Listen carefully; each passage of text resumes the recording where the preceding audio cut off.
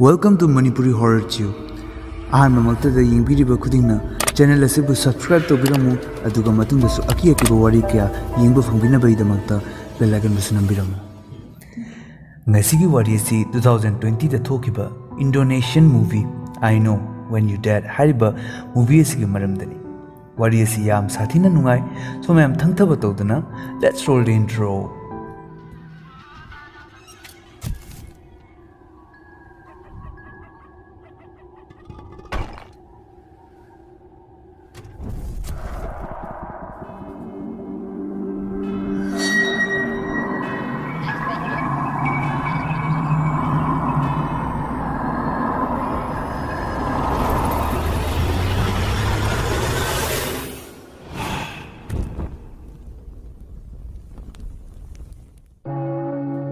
Movie asigi ahobada Sienna Kobi nupiyama hospital da hiptuna leirambotli mase Sien haragasu khanarami ngang matungda mase sire haiduna hainaraki Sienna se boarding school amada tamlami maduda magi luna tinajabi mamanabi Flew Nan amasung Vinana makoigi thainagi photo video pumba yenglaga kapnarami Flew mapanda video tu yengduna kaplingaida Sienna lagbo ukhi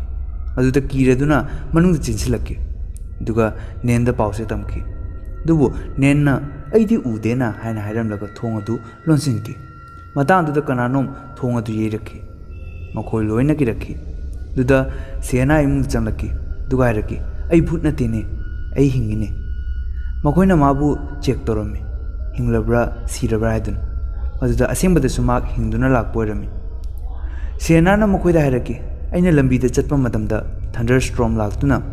अइगी तक्ता फुजनकी अदुगी अइसे कोमादा लैकी दुगा ngang matungda ai sire haina toraki dubu mayamna aibu puthoklingeida ai amuk hingakki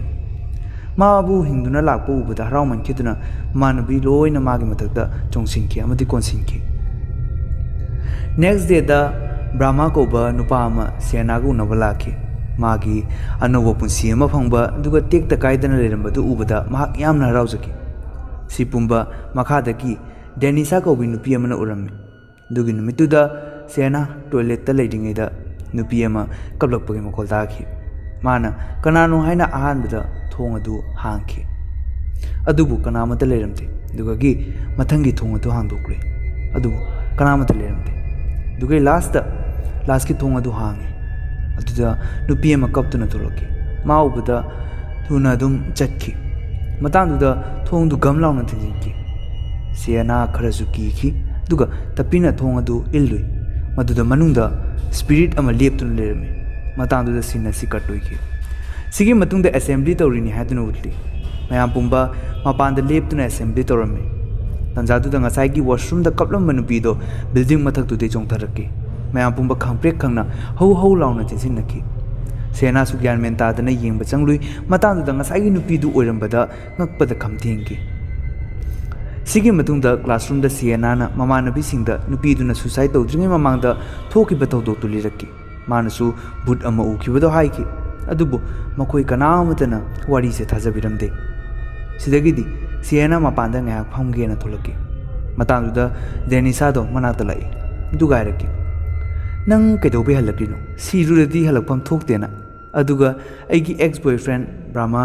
ai hauji phawba aina pame nuksiri nang mabu flirt toba se toklo mage yam naksinage honagano natraba mong kya charoi adu haram laga nupi du chatki Sienna su kok saraduna ngahak ungladuna phamme yang matunda Brahma lai duga Sienna horen nungdang di aiga movie yengba chalusidana hainanaki adubu Denisa gi wahi aduna Sienna reject toba taki maduda Brahma na kaidawrage na mu anobo punsi ama phangbagi celebrate tawba oina chalusidana hainaraki dubu Sienna na adum kona matang chaba amda chatlasi hainaram laga laki mama nabi singna wari du lona tarami mana reject torambagi phajaba chance ma mangal le haduna sauna rakhi sidagidi numidang mi pumba tumna khraka Sienna magi matau tawjaduna leibada tunlamdri haina utli matangduda makoigi thong adu khangang hangdoraki mana kananu haiduna hogalaga yengroi adubu kanamata leiramde mana thong adu tapna tawraduna loli matang aduda angang ama mabu ilammaga chin kibaki sauma fangki ꯃꯇꯥꯡꯗꯨꯗ ꯑꯉꯥꯡꯕ ꯕꯣꯜ ꯑꯃ ꯐꯃꯨꯡ ꯃꯅꯥꯛ ꯇꯝꯅ ꯆꯦꯟꯁꯤꯟꯈꯤ꯫ ꯃꯗꯨꯗ ꯀꯥꯡꯈꯗꯒꯤ ꯈꯨꯠ ꯑꯃ ꯂꯥꯝꯊꯣꯔꯛꯇꯨꯅ ꯕꯣꯜ ꯑꯗꯨ ꯂꯧꯁꯤꯟꯈꯤ꯫ ꯁꯤꯌꯦꯅꯥꯁꯨ ꯀꯤꯈꯤ꯫ ꯃꯇꯥꯡꯗꯨꯗ ꯊꯣꯡꯅꯥꯎ ꯃꯄꯥꯟꯗ ꯌꯦꯔꯛꯈꯤ꯫ ꯁꯤꯌꯦꯅꯥꯅ ꯌꯦꯡꯂꯨꯕꯗ ꯀꯅꯥꯃꯗꯤ ꯂꯩꯔꯝꯗꯦ꯫ ꯉꯥꯏꯍꯥꯛ ꯃꯇꯨꯡꯗ ꯑꯉꯥꯡ ꯑꯃ ꯃꯃꯥꯡꯗ ꯊꯣꯛꯂꯛꯈꯤ꯫ ꯑꯗꯨ ꯎꯕꯗ ꯀꯤꯃꯟꯈꯤꯗꯨꯅ ꯃꯈꯥꯗ ꯇꯨꯁꯤꯟꯈꯤ꯫ ꯃꯌꯥꯝ ꯄꯨꯝꯅꯃꯛꯁꯨ ꯇꯨꯝꯂꯝꯕꯗꯒꯤ ꯍꯧꯒꯠꯅꯔꯛꯈꯤ꯫ ꯁꯤꯌꯦꯅꯥꯅ ꯃꯈꯣꯏꯗ ꯍꯥꯏꯈꯤ, ꯑꯗꯨꯕꯨ ꯊꯥꯖꯅꯔꯝꯗꯦ꯫ ꯑꯗꯨꯗꯒꯤꯗꯤ ꯃꯄꯥꯟꯗ ꯌꯦꯡꯕ ꯊꯣꯛꯂꯛꯈꯤ꯫ ꯃꯇꯥꯡꯗꯨꯗ ꯁꯦꯀ꯭ꯌꯨꯔꯤꯇꯤ ꯒꯥꯔꯗ ꯑꯗꯨꯒꯤ ꯅꯥꯛꯇ ꯑꯉꯥꯡ ꯑꯃ ꯂꯦꯞꯇꯨꯅ ꯂꯩꯕ ꯁꯤꯌꯦꯅꯥꯅ ꯎꯈꯤ, ꯑꯗꯨꯕꯨ ꯑꯇꯩ ꯀꯅꯥꯃꯠꯇꯅꯗꯤ ꯎꯈꯤꯗꯦ꯫ ꯁꯤꯌꯦꯅꯥꯁꯨ ꯒ꯭ꯌꯥꯟ ꯃꯦꯟ ꯑꯃꯠꯇ ꯇꯥꯔꯝꯗꯦ꯫ ꯁꯤꯗꯒꯤ ꯅꯣꯡꯉꯥꯜꯂꯦ ꯍꯥꯏꯗꯨꯅ ꯎꯠꯂꯤ꯫ ꯅꯣꯡꯉꯥꯜꯂꯛꯄꯗ ꯁꯦꯀ꯭ꯌꯨꯔꯤꯇꯤ ꯒꯥꯔꯗ ꯑꯗꯣ ꯁꯤꯔꯦ ꯍꯥꯏꯗꯨꯅ ꯃꯌꯥꯝ ꯄꯨꯝꯕ ꯀꯞꯅ ꯂꯥꯎꯅꯗꯨꯅ ꯂꯩꯔꯝꯃꯤ꯫ ꯃꯥꯒꯤ ꯑꯁꯤꯕꯒꯤ ꯊꯧꯔꯝ ꯌꯥꯎꯔꯤꯉꯩꯗꯨꯗ ꯃꯅꯥꯛꯇ ꯉꯔꯥꯡꯒꯤ ꯑꯉꯥꯡ ꯑꯗꯨꯒꯤ ꯐꯣꯇꯣ ꯑꯃ ꯂꯩꯔꯝꯃꯤ꯫ ꯁꯤꯌꯦꯅꯥꯅ ꯁꯦꯀ꯭ꯌꯨꯔꯤꯇꯤ ꯒꯥꯔꯗ ꯑꯗꯨꯒꯤ ꯅꯨꯄꯤꯗ ꯍꯪꯂꯨꯕꯗ ꯑꯉꯥꯡꯗꯣ ꯃꯈꯣꯏꯒꯤ ꯃꯆꯥꯅꯨꯄꯥꯅꯤ, ꯑꯗꯨꯒ ꯃꯥꯗꯣ ꯃꯃꯥꯡ ꯆꯍꯤꯗ ꯂꯩꯈꯤꯗꯕꯅꯤ ꯍꯥꯏꯗꯨꯅ ꯍꯥꯏꯔꯛꯈꯤ꯫ ꯑꯗꯨ ꯇꯥꯕꯗ ꯁꯤꯌꯦꯅꯥ ꯄꯨꯡꯉꯛ ꯉꯛꯈꯤ꯫ ꯁꯤꯗꯒꯤꯗꯤ ꯁꯤꯌꯦꯅꯥꯅ ꯈꯜꯂꯛꯈꯤ, ꯃꯥꯅ ꯗꯦꯁꯥꯒꯤ ꯃꯅꯥꯛꯇ ꯁ꯭ꯄꯤꯔꯤꯠ ꯑꯃ ꯂꯦꯞꯄ ꯎꯕꯒ ꯃꯤ ꯑꯗꯣ ꯁꯤ꯫ ꯑꯁꯤ ꯄꯨꯝꯕ ꯃꯥꯅ ꯁꯤꯔꯨꯕꯗꯒꯤ ꯍꯤꯡꯂꯛꯄ ꯑꯁꯤꯅ ꯃꯍꯥꯛ ꯃꯇꯣꯝꯇꯗ ꯎꯍꯟꯕꯅꯤ ꯍꯥꯏꯗꯨꯅ ꯈꯜꯂꯝꯃꯤ꯫ ꯋꯥꯔꯤꯁꯦ ꯃꯥꯒꯤ ꯃꯃꯥꯟꯅꯕꯤꯁꯤꯡꯗꯁꯨ ꯍꯥꯏꯔꯝꯃꯤ, ꯑꯗꯨꯕꯨ ꯀꯅꯥꯃꯠꯇꯅꯗꯤ ꯊꯥꯖꯕꯤꯔꯝꯗꯦ꯫ ꯁꯤꯗꯒꯤꯗꯤ ꯀ꯭ꯂꯥꯁꯔꯨꯝꯗꯁꯨ ꯁ꯭ꯄꯤꯔꯤꯠ ꯑꯃ ꯂꯦꯞꯄ ꯎꯈꯤ꯫ ꯍꯥꯏꯁꯤꯅꯗꯤ ꯀꯅꯥꯅꯣꯃꯁꯨ ꯁꯤꯔꯒꯅꯤ꯫ ꯁꯤꯗꯒꯤꯗꯤ ꯂꯟꯆ ꯕ꯭ꯔꯦꯛ ꯃꯇꯝꯗ ꯅꯨꯄꯤ ꯑꯃꯅ ꯃꯥꯒꯤ ꯕꯔꯊꯗꯦꯒꯤ ꯏꯟꯚꯤꯇꯦꯁꯟ ꯀꯥꯔꯗ ꯌꯦꯜꯂꯝꯃꯤ, ꯃꯗꯨꯗ ꯕ꯭ꯔꯍ꯭ꯃꯥꯗꯁꯨ ꯄꯤꯔꯝꯃꯤ꯫ ꯃꯇꯥꯡꯗꯨꯗ ꯗꯦꯅꯤꯁꯥ ꯆꯦꯟꯁꯤꯜꯂꯛꯈꯤ, ꯑꯗꯨꯒ ꯕ꯭ꯔꯍ꯭ꯃꯥꯗ ꯍꯥꯏꯔꯛꯈꯤ, ꯑꯩꯒ ꯄꯨꯟꯅ ꯍꯣꯔꯦꯟ ꯕꯔꯊꯗꯦ ꯄꯥꯔꯇꯤ ꯆꯠꯃꯤꯟꯅꯁꯤꯗꯅ꯫ ꯃꯗꯨꯗ ꯕ꯭ꯔꯍ꯭ꯃꯥꯅ ꯁꯣꯔꯤ ꯍꯥꯏꯅ ꯍꯥꯏꯔꯛꯈꯤ꯫ ꯃꯥꯅ ꯑꯃꯨꯛ ꯑꯩꯈꯣꯏ ꯑꯅꯤ ꯍꯟꯖꯤꯟꯅꯔꯁꯤ, ꯑꯩ ꯅꯪꯕꯨ ꯍꯧꯖꯤꯛꯁꯨ ꯅꯨꯡꯁꯤꯔꯤ ꯍꯥꯏꯅ ꯍꯥꯏꯔꯛꯈꯤ꯫ ꯕ꯭ꯔꯍ꯭ꯃꯥꯅ ꯑꯩꯈꯣই ꯑꯅꯤ ꯐ꯭ꯔꯦꯟ ꯑꯣꯏꯅ ꯑꯗꯨꯝ ꯂꯩꯁꯤꯗ ꯍꯥꯏꯅ ꯍꯥꯏꯔꯝꯂꯒ ꯆꯠꯈꯤ꯫ ꯗꯦꯅꯤꯁꯥꯅ ꯕ꯭ꯔꯍ꯭ꯃꯥ ꯕ꯭ꯔꯍ꯭ꯃꯥ ꯍꯥꯏꯅ ꯀꯧꯏ, ꯇꯥꯕ ꯇꯧꯗꯅ ꯆꯠꯈꯤ꯫ ꯁꯣꯝꯗ ꯁꯤꯌꯦꯅꯥ ꯃꯥꯒꯤ ꯃꯃꯥꯟꯅꯕꯤꯁꯤꯡꯒ ꯐꯝꯂꯒ ꯉꯁꯥꯏꯒꯤ ꯎꯈꯤꯕ ꯚꯨꯠ ꯑꯗꯨꯒꯤ ꯃꯔꯝꯗ ꯂꯤꯔꯝꯃꯤ꯫ ꯃꯇꯥꯡꯗꯨꯗ ꯕ꯭ꯔꯍ꯭ꯃꯥ ꯂꯥꯛꯏ, ꯑꯗꯨꯒ ꯅꯨꯡꯗꯥꯡ ꯕꯔꯊꯗꯦ ꯄꯥꯔꯇꯤ ꯃꯥꯒ ꯄꯨꯟꯅ ꯆꯠꯂꯨꯅꯕ ꯍꯥꯏꯔꯛꯈꯤ꯫ ꯃꯗꯨꯗ ꯁꯤꯌꯦꯅꯥꯅ ꯃꯥꯒꯤ ꯃꯃꯥꯟꯅꯕꯤꯁꯤꯡꯁꯨ ꯄꯨꯒꯦ ꯍꯥꯏꯅ ꯍꯥꯏꯔꯛꯈꯤ꯫ ꯃꯗꯨꯗ ꯐꯔꯦ ꯑꯗꯨꯗꯤ ꯍꯣꯔꯦꯟ ꯊꯦꯡꯅꯔꯁꯤ ꯍꯥꯏꯔꯝꯂꯒ ꯆꯠꯈꯤ꯫ ꯃꯌꯥꯝ ꯂꯣꯏꯅ ꯍꯔꯥꯎꯅ ꯍꯧꯏ꯫ ꯅꯨꯃꯤꯗꯥꯡ ꯃꯣꯏ ꯂꯣꯏꯅ ꯐꯖꯅ ꯂꯣꯏꯁꯤꯟꯅꯔꯒ ꯊꯣꯛꯂꯛꯈꯤ꯫ ꯃꯗꯨꯗ ꯁ꯭ꯀꯨꯇꯤ ꯑꯃꯃꯝ ꯃꯃꯥꯟꯅꯕꯤꯁꯤꯡꯗꯨ ꯂꯧꯕ ꯂꯥꯛꯈꯤ꯫ ꯄꯣꯂꯣꯏꯗ ꯁꯤꯌꯦꯅꯥ ꯈꯛꯇ ꯉꯥꯏꯍꯧꯔꯦ꯫ ꯃꯇꯥꯡꯗꯨꯗ ꯕ꯭ꯔꯍ꯭ꯃꯥ ꯃꯥꯒꯤ ꯕꯥꯏꯛ ꯄꯨꯔꯗꯨꯅ ꯂꯥꯛꯈꯤ, ꯑꯗꯨꯒ ꯃꯅꯥꯛꯇ ꯂꯦꯞꯄꯔꯦ꯫ ꯕ꯭ꯔꯍ꯭ꯃꯥꯅ ꯍꯦꯜꯃꯦꯠ ꯑꯃ ꯄꯤꯔꯛꯈꯤ, ꯑꯗꯨꯒ ꯍꯥꯏꯔꯛꯈꯤ, ꯁꯤ ꯎꯞꯁꯜꯂꯨ, ꯅꯪꯒꯤ ꯐꯖꯕ ꯁꯝꯗꯣ ꯆꯥꯏꯊꯣꯛꯈꯤꯗꯅꯕ꯫ ꯁꯤꯌꯦꯅꯥꯁꯨ ꯏꯀꯥꯏꯔꯞ ꯇꯧꯔꯒ ꯍꯔꯥꯎꯖꯈꯤ, ꯑꯗꯨꯒ ꯕꯥꯏꯛꯇ ꯀꯥꯈꯠꯂꯦ꯫ ꯃꯕꯥꯅꯤ ꯌꯥꯝ ꯍꯔꯥꯎ ꯍꯔꯥꯎꯅ ꯋꯥꯔꯤ ꯁꯥꯟꯅꯔꯗꯨꯅ ꯂꯝꯕꯦꯟꯗ ꯂꯥꯛꯈꯤ꯫ ꯑꯗꯨꯗꯒꯤ ꯄꯥꯔꯇꯤ ꯃꯐꯝ ꯌꯧꯔꯦ꯫ ꯄꯥꯔꯇꯤ ꯃꯐꯝ ꯌꯧꯔꯒ ꯕ꯭ꯔꯍ꯭ꯃꯥꯅ ꯁꯤꯌꯦꯅꯥꯗ ꯅꯪ ꯆꯪꯂꯝꯃꯨ, ꯑꯩ ꯂꯥꯛꯀꯦ ꯍꯥꯏꯔꯛꯈꯤ꯫ ꯁꯤꯌꯦꯅꯥꯁꯨ ꯍꯥꯏꯔꯒ ꯆꯪꯒꯦ ꯇꯧꯏ꯫ ꯑꯗꯨꯗ ꯁꯤꯌꯦꯅꯥ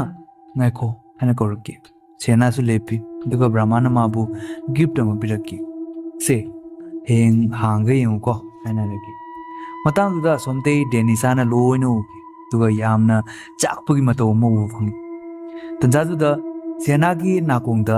ꯃꯃꯥꯡꯗꯁꯨ ꯇꯥꯈ꯭ꯔꯕ ꯀꯩꯅꯣꯝꯃ ꯃꯈꯣꯜ ꯑꯃ ꯇꯥꯔꯛꯈꯤ꯫ ꯃꯇꯥꯡꯗꯨꯗ ꯃꯥꯒꯤ ꯃꯅꯥꯛꯇ ꯁ꯭ꯄꯤꯔꯤꯠ ꯑꯃ ꯂꯦꯞꯇꯨꯅ ꯂꯩꯕ ꯎꯏ, ꯑꯗꯨꯒ ꯑꯃꯨꯛ ꯃꯥꯡꯈꯤ꯫ ꯃꯥꯅ ꯌꯦꯡꯈꯠꯂꯛꯄꯗ ꯕ꯭ꯔꯍ꯭ꯃꯥꯒꯤ ꯕꯥꯏꯛ ꯃꯅꯤꯡꯗ ꯁ꯭ꯄꯤꯔꯤꯠ ꯑꯗꯨ ꯐꯝꯂꯒ ꯃꯉꯣꯟꯗ ꯌꯦꯡꯂꯒ ꯆꯠꯈꯤ꯫ ꯑꯗꯨ ꯎꯕꯗ ꯁꯤꯌꯦꯅꯥ ꯀꯤꯕꯗ ꯈꯝꯊꯦꯡꯈꯤ꯫ ꯁꯤꯒꯤ ꯃꯇꯨꯡꯒꯤ ꯁꯤꯟꯗ ꯕꯔꯊꯗꯦ ꯄꯥꯔꯇꯤꯗꯨ ꯎꯠꯂꯛꯈꯤ꯫ ꯃꯗꯨꯗ ꯁꯤꯌꯦꯅꯥ ꯂꯥꯛꯇꯨꯅ ꯃꯃꯥꯟꯅꯕꯤꯁꯤꯡꯗ ꯃꯥꯅ ꯎꯔꯛꯄꯗ ꯇꯝꯈꯤ, ꯑꯗꯨꯕꯨ ꯑꯃꯠꯇ ꯊꯥꯖꯕꯤꯔꯝꯗꯦ꯫ ꯁꯤꯗꯒꯤ ꯗꯦꯅꯤꯁꯥ ꯆꯪꯂꯛꯈꯤ, ꯑꯗꯨꯒ ꯁꯤꯌꯦꯅꯥꯕꯨ ꯀꯧꯊꯣꯛꯑꯒ ꯍꯥꯏꯔꯛꯈꯤ, ꯑꯩꯅ ꯅꯉꯣꯟꯗ ꯕ꯭ꯔꯍ꯭ꯃꯥꯗꯒꯤ ꯂꯥꯞꯅ ꯂꯩꯌꯨ ꯍꯥꯏꯅ ꯍꯥꯏꯈꯤꯗ꯭ꯔꯥ? ꯅꯪꯅ ꯑꯁꯨꯛ ꯌꯥꯝꯅ ꯏꯀꯥꯏ ꯈꯪꯗ꯭ꯔꯤꯕꯁꯤ ꯀꯔꯤꯒꯤꯅꯣ? ꯅꯪ ꯃꯥꯒ ꯕꯥꯏꯛꯇꯒ ꯇꯣꯡꯂꯒ ꯂꯥꯛꯏꯅꯦ, ꯑꯗꯨꯒ ꯃꯥꯅ ꯅꯉꯣꯟꯗ ꯀꯩꯅꯣꯝꯃꯁꯨ ꯄꯤꯈꯤꯕꯅꯤ, ꯑꯗꯨ ꯑꯩꯉꯣꯟꯗ ꯄꯤꯔꯣ ꯍꯥꯏꯅ ꯍꯥꯏꯔꯛꯈꯤ꯫ ꯁꯤꯌꯦꯅꯥꯅ ꯀꯩꯒꯤ ꯄꯤꯗꯣꯏꯕ, ꯉꯝꯃꯣꯏ ꯍꯥꯏꯅ ꯍꯥꯏꯔꯛꯈꯤ꯫ ꯗꯦꯅꯤꯁꯥꯅ ꯎꯁꯤꯠ ꯊꯑꯣꯏꯗꯅ ꯆꯤꯡꯕ ꯍꯧꯔꯛꯈꯤ꯫ ꯁꯤꯌꯦꯅꯥ ꯁꯥꯎꯔꯛꯇꯨꯅ ꯊꯤꯅ ꯆꯩꯔꯝꯂꯒ ꯃꯐꯝꯗꯨꯗꯒꯤ ꯂꯥꯛꯈꯤ꯫ ꯃꯇꯥꯡꯗꯨꯗ ꯕ꯭ꯔꯍ꯭ꯃꯥ ꯂꯥꯛꯇꯨꯅ ꯁꯤꯌꯦꯅꯥꯗ ꯃꯥ ꯕꯥꯏꯛ ꯔꯦꯁ ꯑꯃ ꯌꯥꯎꯔꯨꯒꯦ ꯍꯥꯏꯅ ꯍꯥꯏꯔꯛꯈꯤ꯫ ꯇꯟꯖꯥꯗꯨꯗ ꯕ꯭ꯔꯍ꯭ꯃꯥꯒꯤ ꯃꯅꯤꯡꯗ ꯁ꯭ꯄꯤꯔꯤꯠ ꯑꯗꯨ ꯂꯦꯞꯄ ꯎꯈꯤ꯫ ꯕ꯭ꯔꯍ꯭ꯃꯥꯅ ꯍꯥꯏꯔꯤꯕ ꯃꯌꯥꯝꯗꯣ ꯂꯣꯏꯅ ꯕ꯭ꯂꯔ ꯆꯠꯈꯤ, ꯑꯗꯨꯒ ꯕ꯭ꯔꯍ꯭ꯃꯥꯅ ꯒꯨꯗ ꯕꯥꯏ ꯍꯥꯏꯅ ꯍꯥꯏꯔꯝꯂꯒ ꯊꯣꯛꯈꯤ꯫ ꯁꯤꯌꯦꯅꯥꯅ ꯈꯝꯍꯧꯗꯕ ꯌꯥꯗꯦ ꯍꯥꯏꯗꯨꯅ ꯀꯟꯅ ꯕ꯭ꯔꯍ꯭ꯃꯥ ꯕ꯭ꯔꯍ꯭ꯃꯥ ꯍꯥꯏꯅ ꯀꯧꯔꯗꯨꯅ ꯇꯥꯟꯅꯔꯛꯈꯤ꯫ ꯗꯦꯅꯤꯁꯥꯅ ꯇꯥꯔꯗꯨꯅ ꯀꯩꯅꯣ ꯅꯪ ꯇꯧꯏꯗꯣ, ꯀꯩꯒꯤ ꯇꯥꯟꯅꯗꯣꯏꯅꯣ ꯍꯥꯏꯅ ꯍꯥꯏꯔꯛꯈꯤ꯫ ꯑꯗꯨꯕꯨ ꯁꯤꯌꯦꯅꯥꯅ ꯏꯟꯊꯣꯛꯂꯝꯂꯒ ꯇꯥꯟꯅꯈꯤ, ꯑꯗꯨꯒ ꯕ꯭ꯔꯍ꯭ꯃꯥꯕꯨ ꯈꯥꯝꯈꯤ꯫ ꯕ꯭ꯔꯍ꯭ꯃꯥꯗꯤ ꯕꯥꯏꯛꯇꯨ ꯁ꯭ꯇꯥꯔꯠ ꯇꯧꯔꯝꯗꯦ꯫ ꯁꯤꯌꯦꯅꯥꯅ ꯄ꯭ꯂꯤꯖ ꯆꯠꯈꯤꯅꯨ ꯍꯥꯏꯅ ꯍꯥꯏꯔꯛꯈꯤ꯫ ꯕ꯭ꯔꯍ꯭ꯃꯥꯅ ꯀꯨꯏꯔꯣꯏꯌꯦ, ꯉꯥꯏꯍꯥꯛꯇꯪꯇꯅꯤ, ꯂꯩꯔꯝꯃꯨ, ꯑꯩ ꯂꯥꯛꯀꯦꯁꯦ ꯍꯥꯏꯅ ꯍꯥꯏꯔꯝꯂꯒ ꯆꯠꯈꯤ꯫ ꯁꯤꯌꯦꯅꯥꯁꯨ ꯄꯥꯡꯒꯜ ꯊꯣꯛꯈꯤꯗꯦ꯫ माबू खामदबदी यादे खंदुना ममानबीसिंगदुगा टैक्सी अमदा रेस की मफमदु यौरखी मतंगदुदा सियेना अमदी ममानबीसिंगा मरे यितनदुना खतनरखी ममानबीसिंगदुना हायरखी सीबा हायबसे कनाम तंबा ngambonte फ्यूचर प्रेडिक्ट कनामतना तौबा ngambनते मदुदा सियेनाना आइदि ngami आइदि उई ममांगदा नुपी अदुना सिगिबदुसु मागी नागदा स्पिरिट अमा लेपलमिनी अदुगा मथंगी सिक्योरिटी गार्ड अदुना सिगिबदुसु मनाता लेखिद्रबा मचानिपादो अहिंगदा लेपो उगिबनेना अदुननी ब्रह्मादा कलौसी हारिबसी हायदुना हायरकी मतांदुदा ब्रह्मा रेस अदु ngamदुना हलकी मदुबदा ममानबीसिंगदो लोइना वारोंगनदुना सियेनाबु थनमलगा तुमिन्ना चटनकी सियेनासु मोइना हारिबसे चुमला माले ऐसे लाल माले खंदुना तुमिन्ना गाड़ी ngaifamda लाकी मतंगदुदा ब्रह्मा सियेनाबु कौरगा लाकी अदुगा ब्रह्माना हे सियेना केदौरिनुदुदा हाना कौरदुना लंबेन मे यरोपदा ट्रक अचौबा अमना थो मैम लोइना कईम हाइबा ngमौदना चप युंगना लेपतुना लेखी सियेना तमना कुमधरके दुगा लेमाइदा फमथकी मासु ब्रह्माबु नुसिरक्लबने नहानदगी तौरपा मतौ पुंबा निसिंगदुना कपलकी ममानबी पुंबसु सियेनाना हायरंबदु चुमले हायदुना थाजरकी सिगी सिनसे कटोइकी मथंगी सिंदा सियेना युमदा याम नुंगाइतना ब्रह्माना पिरंबगी बदु येंगदुना लेरम्मे दुगा तपना हांदोरकी मदुदा ब्रह्माना I love you हायदुना हायरपोइरम्मे Sienna दुबु कोलदुना कपकी सिगी मतुंगदा Sienna अमदी ममानबी मखोइ लोइना क्वेश्चनदुना फमकी दुगा थाजनरदुना क्लास दा उगिबा स्पिरिट अदुगी मददी कनामता सीद्री हायना हायरकी दुबु माक माकी पुगदौबा मीदो हजिपौ थीबा फंगद्रिबा ओइरिगनी हायदुना हायरकी दुबु फ्लूदी हजिक फावबा थाजबा खरा वालम्मे नोमा फ्लू मतोमता रूम अमदा चंगलुबदा अंगांग नुपी मचा अमगी भूत अमा थेंगनकी दु उबदा माक किमनखिदुना चिलकी अदुगा पाव असे तमकी दुबु सियेनाता नत्तबा अतै पुनमक्सु भूत अदुबु उबा फंगकी मतंगदुदा मखोइगी वार्डन अदु लाई दुगा माकी मचानुपीनी मे पुनमक्ता भूत सारगा किहल्लिबनी हायना हायरकी मखोइना रूम अदुदा चंगलकपदा पोचे पुंबा पुंचाई चाइरदुना लेरम्मे सि पुंबा डेनिसाना तौरंबो ओइरम्मे दुगा ब्रह्मा सिबगी मरालदी सियेनानी हायदुना ब्लेम तौरखी दु ताबदा सियेना कपकी अदुगा हायरकी ऐ सुमाइना ओइनिंगदे ऐ कनामतगी सिगदौबा लेरबसु ऐना हाना खंबा पामदे हायना कपलकी सिगी मतुंगदा लाइब्रेरी दा सियेनाना क्लासरूम दा उखिबा नुपी मचा अदु अमुक उखी सिदेली माना चेलक्तुना पाउसी ममानबीसिंगदा तमकी मदुदा मखोइसु स्पिरिट अदुबु थीबा लाकी अंगांगदुगी साउम अमा फंगलदुना स्टोर रूम दा चंगलकी मदुदा लेरंबा पोचे सिंगदु मतोमता लेंगबा चटपना चिंगबा तौबा होगलकी दु उबदा किमनकिदुना चेंकी सिदगिदी सियेनाबु मखोइ टीचर अमना काउंसलिंग तौरकी मासे कना करम मतमदा सीगनी हाइबा खंगबा ngami हाइबगी रूमर्स अमा संदोनरकी हाइबगी मरमदा दुदा कनाना हाइबनो हाइना हंगबदा डेनिसाना संदोरकपनि हायदुना हायरकी अदुगा नंगना ब्रह्माबु हाटपनि हाइना हाइनरे सो नंगना अनोबा पुंसिदा हलकपगी तुंगदा करी उई करी खंगी हाइबा कनामतदा हायरनु कस हजिपाउसु मिसी मिना असिगी एगेंस्ट तौबा इहोवसे हंद्रे अदुगा ब्रह्मा लेखिदबे नुंगाइदबसु हाइना टीचर अदुना हायरकी नुंदांगदा सियेना तुमनिंगेदा मखोल अमा तारकी दु ताबदा मासु फुखोगलकी कइनो हाइना येंगलुबदा ngसाइगी अंगांग अदुगी स्पिरिट तु फ्लूगी नाकंदा हिपतुना लेरम्मी कीरेदुना पुनमता होदोकी मखोय अहुमना एप अमदगी एंटिटी अमा लेब्रा हाइना चेक तौकी मदुदसु सिग्नल अमा पिरकी हौजिक फ्लूसु सीरगनी हाइबा खंगबा ngamki दुबु फ्लू बुदी सोइदना कनबिगनी हायदुना मखोय अहुमना लेपनाकी दुबु सियेनादी भूत उबा ngamlabasु असिबदगी करमना कनगनी हाइबदुदी खंगलमदे सिगी वासे फ्लू दा हाइदोक्तनबा हायदुना हाइनकी सिगी मथंगी नुमित्ता मखोय लोइना ब्रेकफास्ट तौरिंगे कांदा फ्लूगी नाकता अंगांग दो अमुक फंबा उखी